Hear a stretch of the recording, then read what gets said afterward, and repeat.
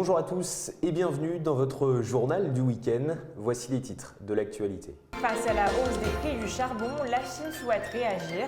La Commission nationale pour le développement et la réforme prendra des mesures dans les prochains jours. Le rapport sur les relations politiques entre l'Union européenne et Taïwan est mal accueilli en Chine. L'Assemblée populaire nationale de la Chine a réaffirmé jeudi le principe d'une seule Chine.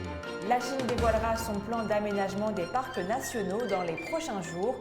Ces parcs nationaux abritent près de 30% des espèces sauvages et terrestres clés du pays. Les préventes pour le double 11 commenceront le 11 novembre prochain. Il s'agit de la plus grande fête commerciale en ligne de Chine. Le succès mondial de Squid Game secoue les géants du streaming chinois. Comment expliquer un tel engouement? Réponse à la fin de notre journal.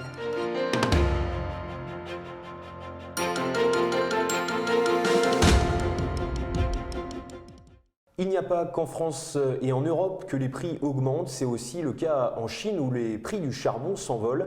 La Commission nationale pour le développement et la réforme, principal planificateur économique chinois, a annoncé sa volonté de les faire baisser le plus rapidement possible. La Commission nationale pour le développement et la réforme a annoncé qu'elle utilisera tous les moyens nécessaires prévus par la loi pour faire baisser les prix du charbon et ainsi assurer un approvisionnement énergétique sûr et stable. Le principal planificateur économique chinois dénonce la récente hausse des prix du charbon qui s'est selon elle complètement écartée des fondamentaux de l'offre et de la demande, d'autant plus que pour la Chine, le charbon est une source d'énergie essentielle.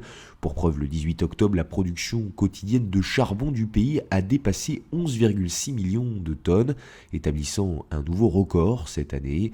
La Commission nationale pour le développement et la réforme a également demandé à prêter une attention particulière à la fluctuation des prix des contrats à terme sur le charbon vapeur et a promis de fournir une électricité à faible coût pour les résidents et les agriculteurs. Tension entre la Chine et l'Union européenne.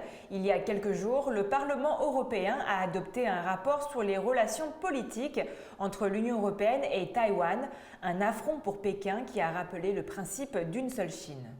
L'Assemblée populaire nationale a exprimé jeudi sa forte opposition au rapport sur les relations politiques et la coopération entre l'Union européenne et Taïwan, adopté récemment par le Parlement européen. Le plus haut organe législatif de la Chine a indiqué dans un communiqué que le rapport constituait une violation sérieuse du principe d'une seule Chine, qui est pourtant le fondement politique des relations diplomatiques entre la Chine et l'Union européenne.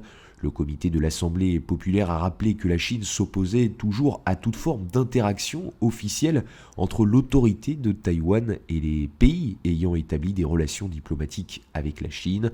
Le communiqué demande enfin expressément au Parlement européen de comprendre la grande sensibilité du dossier de Taïwan et de revenir ainsi sur ses propos dans les prochains jours.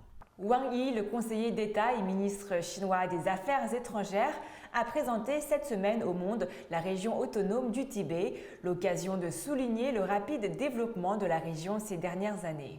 Mercredi, le conseiller d'État et ministre des Affaires étrangères de la Chine, Wang Yi, a déclaré que le Tibet était devenu le symbole de l'ouverture de la Chine et de sa coopération avec le monde.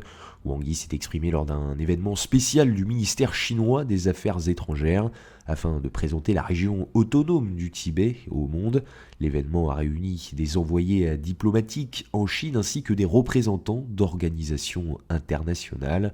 Le conseiller d'État a également rappelé qu'il y a 70 ans, grâce aux efforts du gouvernement chinois, le Tibet était parvenu à une libération pacifique et au cours des 70 dernières années, tous les groupes ethniques au Tibet se sont unis pour faire de la région un exemple du succès du développement de la Chine et également une fenêtre importante pour l'ouverture de la Chine et sa coopération avec le reste du monde.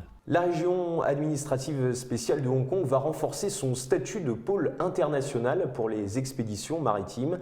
Cette promesse a été faite cette semaine par le ministre chinois des Transports, Li Xiaopeng, à l'occasion de la première édition du Forum mondial des marchandises maritimes.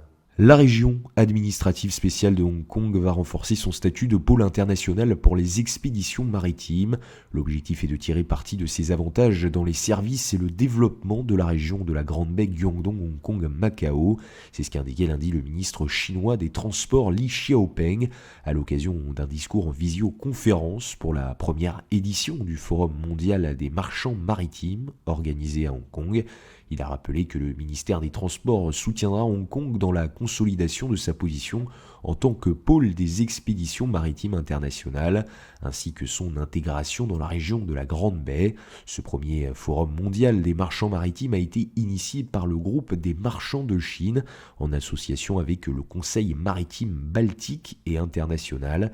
Des représentants de plus de 100 entreprises dans le commerce, la construction navale ou encore la finance ont été invités à participer à ce forum sur place ou en ligne. Autre projet de la Chine, élaborer un plan d'aménagement des parcs nationaux. La Chine donnera la priorité aux régions ayant des fonctions écologiques vitales, comme le plateau Qinghai-Tibet, avec une superficie protégée de 230 000 km². Les parcs nationaux abritent près de 30% des espèces sauvages et terrestres clés du pays. La Chine élabore actuellement un plan d'aménagement des parcs nationaux. Selon le plan, le pays disposera de différentes régions écologiques catégorisées en fonction de leurs caractéristiques naturelles et de leurs fonctions écologiques. C'est ce qu'a expliqué Tang Xiaoping, chef de l'Institut, lors d'une conférence de presse. Il a ajouté que les futurs candidats aux parcs nationaux seront sélectionnés parmi ces régions. La Chine donnera la priorité aux régions ayant des fonctions écologiques vitales, comme le plateau Qinghai-Tibet ainsi que les bassins du fleuve Jaune et du fleuve Yangtze pour la création de parcs nationaux.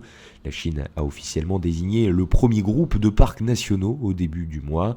Cette décision qui vise à améliorer le système de parcs nationaux s'intègre dans le cadre des efforts de préservation de la nature du pays.